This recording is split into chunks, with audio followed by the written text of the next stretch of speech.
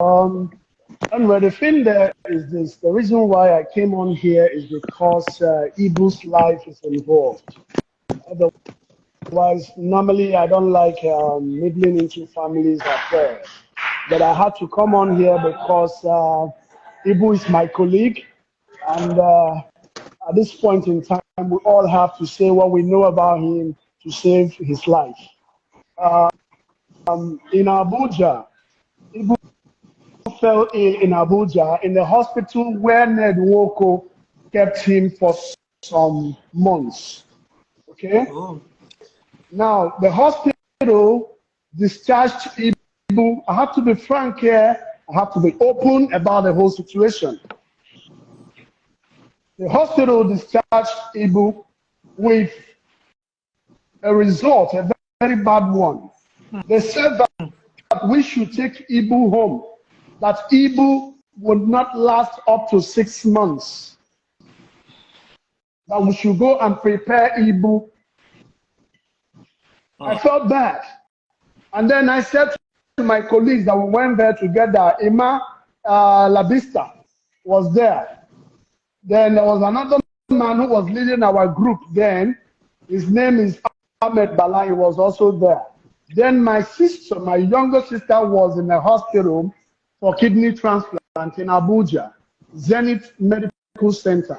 So I told them, I said, okay, since they said Ibu has kidney failure and all that, all multiple organ failure, let us go to that hospital, Zenith Medical Center, to have a second opinion about his health. That was how we took Ibu to Zenith Medical Center. I personally drove Ibu with my car, and we got to that hospital. I made deposit for them to start treatment from my pockets. Okay? Then the hospital, the chief medical director in that hospital said to me, Ben, if what is written on this file is actually what is wrong with Ibu, that Ibu would have been on arrival. So they will have to run a test all over again to find out the situation, which they did.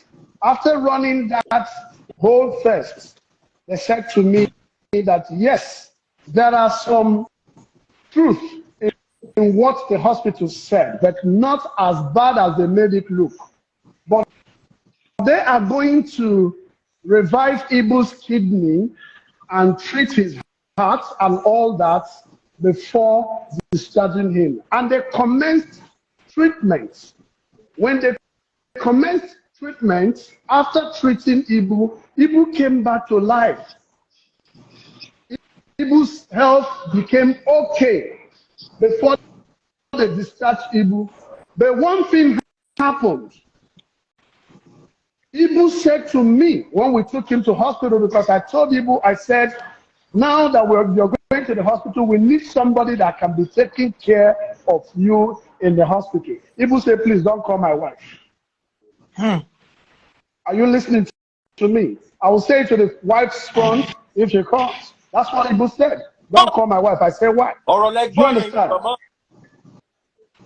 Are you listening to me? Yes, we are listening. That was what Ibu said. And I have witnesses of people that were there when he said so. So at the end of the day, this girl, Jasmine, came. I don't know her from anywhere. She came. Even when she came, I was angry because she made a video about Ibu.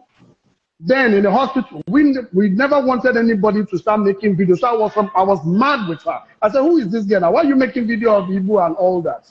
You know, at the end of the day, Ibu now told me that this is his adopted daughter and all that.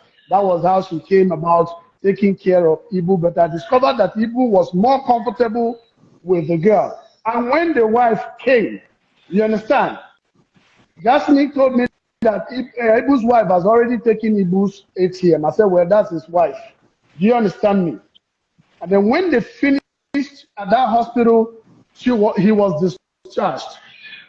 Ibu was discharged from the hospital and sent back to Lagos with instructions. They wrote down a lot of things that Ibu needs to avoid.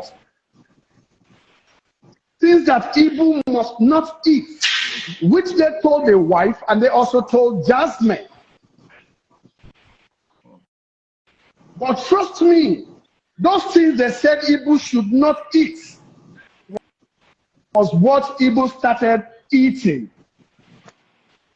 The whole of those things they said Ibu should not eat, Ibu did not have. I met Ibu in one particular occasion. Ibu was eating everything that they told him not to eat. I said, Ibu, why are you eating all these things? These are the things they asked you not to eat. Sorry, what was he told not to eat? Things like what? They asked him to avoid like meat, like, you know, those carbohydrates and so many other things they asked him to avoid. They wrote it down. They brought out the list. They gave to the wife the foods that Ibu must not eat and the foods that Ibu will eat. Ibu's situation is as a result of negligence. They neglected the health of this man by not giving him, the things that he was meant not to eat.